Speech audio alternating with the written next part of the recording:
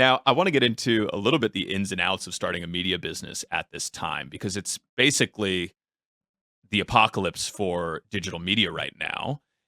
On the other hand, that means that there are a lot of layoffs. There's a ton of talent available. There are some gaps in the market. What has the process been like for you starting a digital media outlet at a time when digital media is really on the ropes? So a couple of things related to your question. You raised two issues. One is gap in the market, right? Why am I doing this? Because I'm doing it because I want to do it. I believe in the mission. I think it'll be fun, but I'm also not stupid. I'm trying to run a for-profit business. I have investors. I need to have a business plan. I need to have a model. I need to have goals. And the gap in the market that I see is on the progressive side in the left space. There isn't anyone doing what I'm about to do. We have the Ben Shapiro's and the Barry Weisses and the Tucker Carlsons doing this subscriber independent alternative model and doing very well. I mean, Barry Weiss, according to Wall Street Journal, has what, 77,000 paid subscribers, they said recently. Ben Shapiro's at 1 million paid subscribers, almost a decade into his Daily Wire venture. And no one's really doing this on the left. So there's clearly a gap in the market there in terms of can it be done? And then in terms of, your question about the digital media apocalypse, clearly it's been a bloodbath, especially in the month of January. But again, a lot of those models were built on ads and clicks.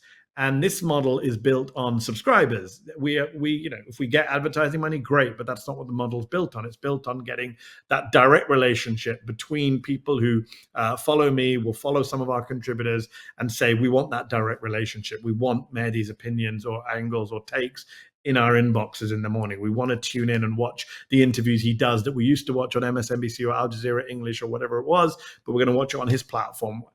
So that relationship, I think, is so important right now. People are very distrustful of quote unquote mainstream media, sometimes for good reasons, sometimes for bad. And I want to take advantage of the fact that I do have a global following. I do have people who have encouraged me to do this. I wouldn't have done this if I couldn't have raised the money, and the money, touch wood, we raised very quickly because people are upset about the coverage of Gaza, about the coverage of Trump, about the coverage of minorities. That's what I find fascinating about what you're doing here, because typically the cable news hosts that have struck out on their own and found success with their own independent digital media operations are on the right.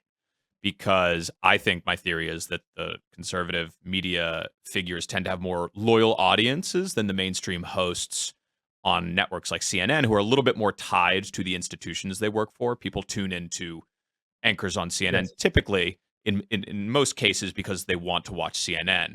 Whereas on Fox News, I think the audience has a little bit more of a close relationship to the pundit speaking. You're a rare exception, and I think, is that what you see as the difference between what you're doing and what some other progressive media outlets might be doing that are trying to do the same things you're talking about, but do not have a singular voice attached to them that's sort of guiding the operation? Aidan, I don't know how to answer that question without sounding like a megalomaniac, but yes, I do think I have a certain brand. You're a cable news host. Come on, we want the megalomania from you. My friends and family will tell you, so it's very hard for me to talk about myself in this way. Right. But I do have a following. I do have a brand. I do have a global following, not just an American following.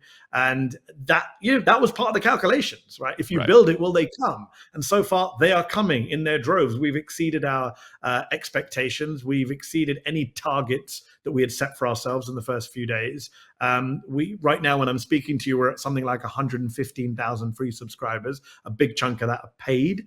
If you look at the Substack ratios, you can imagine what the paid number is. We're not releasing it yet, but it's a good amount, 5 times more than we thought it would be. So we built it. People are coming. And I think part of that is not just, right-wing cable hosts with followings. I also think, Aidan, a lot of the conservatives hate the mainstream media, right? So when there's an alternative, when Tucker Carlson says, we're going to burn it all down, what is it? Corporate media is dead, follow us. That that resonates in a way that it hasn't traditionally resonated with liberals, because liberals see, quote unquote mainstream media as fair, as in their reality universe. They don't hate it in the same way that conservatives have been taught to hate it. So there's less of a reason to defect. I think right now what we're seeing with Gaza, certainly on the progressive left, is people are very frustrated with media coverage of Gaza. And I think a lot of my subscribers are people who are saying, well, okay, hopefully we can get from Mehdi some more pointed coverage of an ongoing genocide, of war crimes, of ethnic cleansing, of a global shit show, geopolitical catastrophe than we're getting on, on the op-ed pages of the New York Times or on primetime cable. Right. I think you make a great point there that this issue is one of the main ones where the progressive left is not satisfied with what they're getting from mainstream media in the United States. So let's talk about it a little bit. What do you think about? But also, before we jump into that, very quickly, just one add-on. And it's not just the left; it's actually a lot of liberals who are fine with the media, don't think it's all fake news, but are frustrated with even the liberal media's inability to hold Donald Trump to account, to do tougher interviews with Republican guests, to say the L word, lie, or the F word, fascist. I think there's a group of those people as well who are very, very upset with the mainstream media. Now, you grew up in England. You have a naturalized American citizen. You've worked in the United States in American media for years now, and I think there's big differences in the way American media and international media covers Israel, and certainly the current war. What do you think? What do you think about the way American media covers Israel, and particularly this current conflict?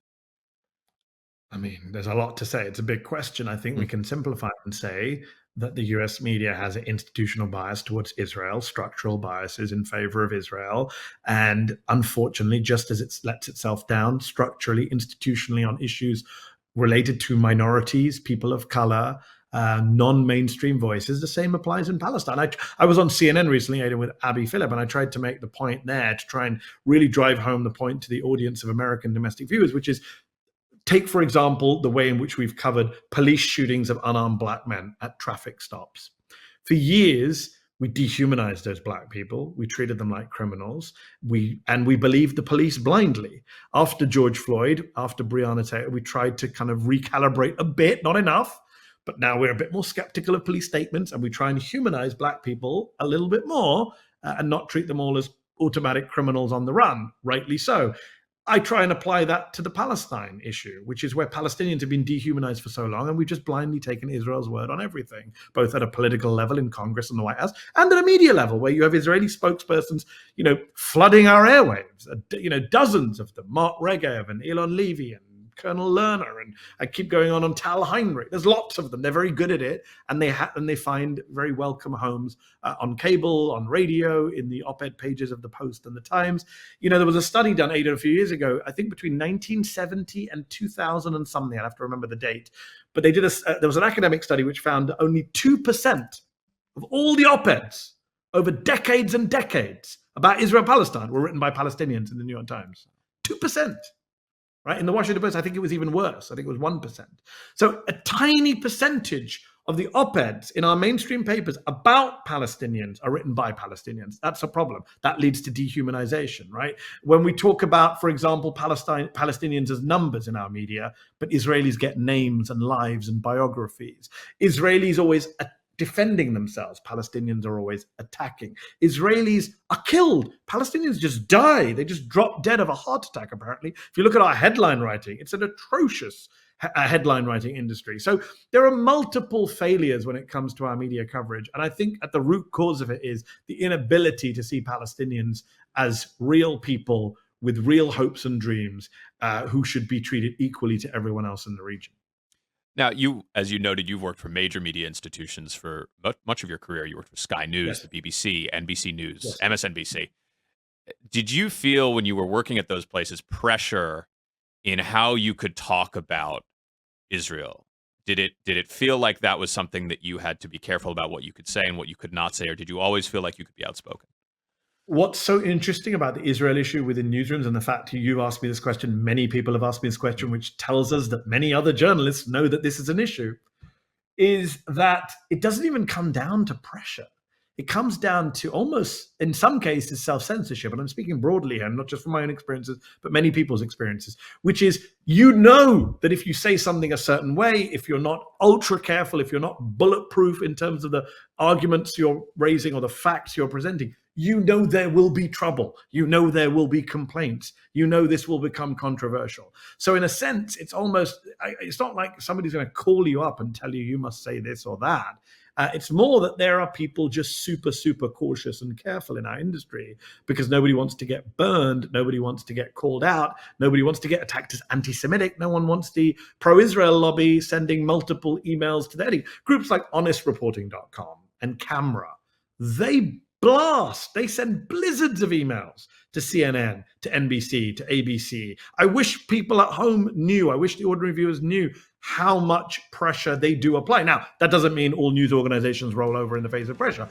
I had pro-Israel groups complain about stuff I did, and MSNBC backed me, right? So there are different, I don't want to make sweeping conclusions. All I'm saying is a lot of pressure is applied, and that pressure does have consequences. Of course it does. We wouldn't be human if it didn't.